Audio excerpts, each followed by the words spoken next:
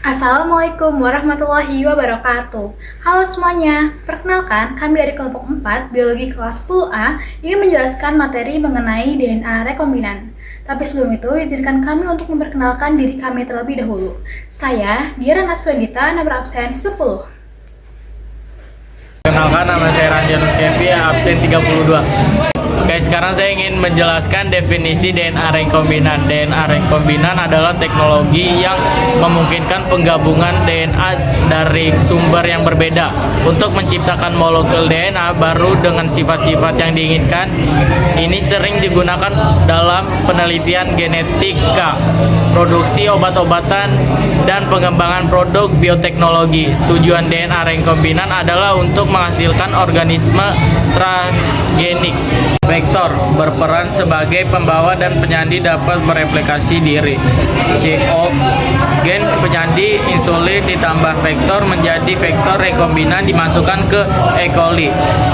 Cloning DNA berproses penggandaan DNA rekombinan dalam jumlah banyak melalui proses perkembangbiakan hospes.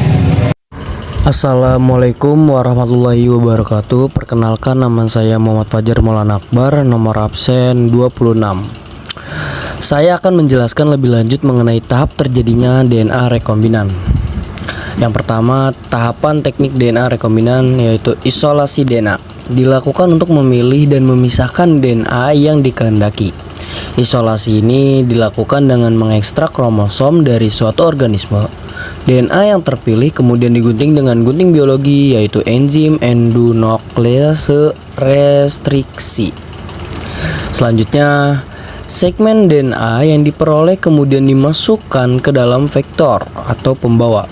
Vektor ini harus dapat berikatan dengan gen, memperbanyak dan mengekspresikan gen tersebut. Vektor ini berupa plasmid. Plastid adalah rantai DNA melingkar di luar kromosom bakteri. Selanjutnya, transplantasi gen atau DNA dilakukan dengan cara menyambung gen yang telah diisolasi ke dalam DNA plasmid vektor dengan menggunakan lem biologi yaitu enzim ligase. Hasil penyambungan ini berupa vektor yang mengandung DNA asli dan DNA asing. Rantai DNA gabungan ini disebut DNA rekombinan. Selanjutnya, memasukkan DNA ke dalam sel hidup. DNA rekombinan dimasukkan ke dalam vektor sel bakteri ataupun virus. Pemasukan ini melalui pemanasan dalam larutan NaCl atau melalui elektroporasi sel bakteri atau virus, kemudian melakukan replikasi dengan cara membelah diri sehingga diperoleh DNA rekombinan dalam jumlah yang banyak. Oke, kalian penasaran gak sih gimana proses terjadinya DNA rekombinan? Jadi, DNA rekombinan itu terjadi pada awalnya adanya sel manusia, yang mana sel manusia itu memiliki DNA. Lalu DNA itu pun dipotong oleh enzim pemotong atau yang namanya itu adalah enzim restriksi.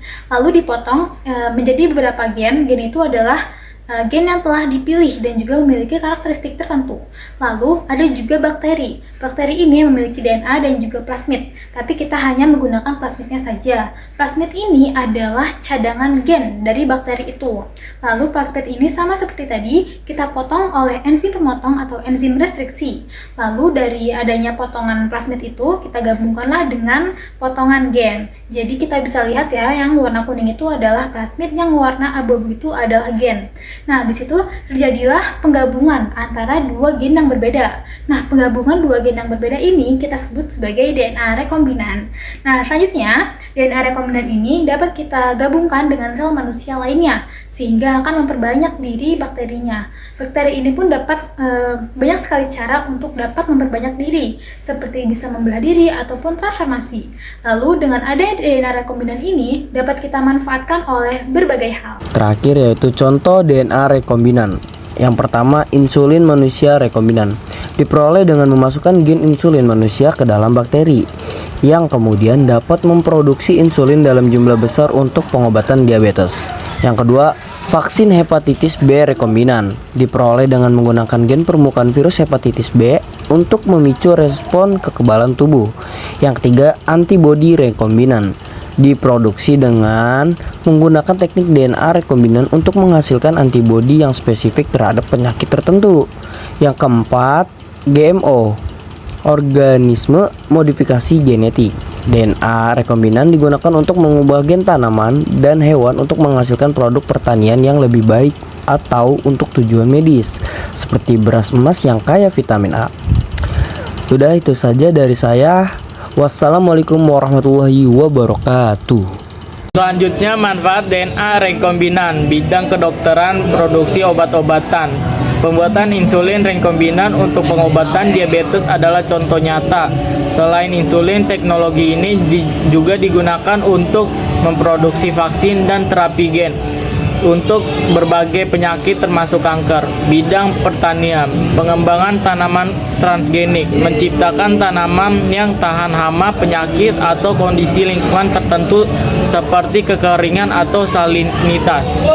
Bidang industri, produksi enzim industri menggunakan mikroorganisme yang direkayasa genetik untuk memproduksi enzim yang lebih efisien untuk berbagai proses industri, termasuk pemproses makanan dan pembuatan biofuel.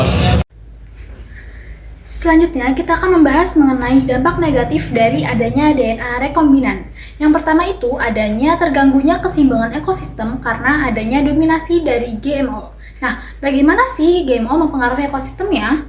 Penggunaan beberapa tanaman pangan hasil rekayasa genetika dapat berdampak negatif pada organisme non-target dan pada ekosistem tanah dan air. Misalnya saja perluasan tanaman jagung dan kedelai yang toleran terhadap herbisida hasil rekayasa genetika yang dipadukan dengan herbisida telah menghancurkan sebagian besar habitat kupu-kupu yang ada di Amerika Utara. Dampak negatif DNA rekombinan yang kedua adalah munculnya berbagai gangguan kesehatan seperti alergi dan penyakit autoimun.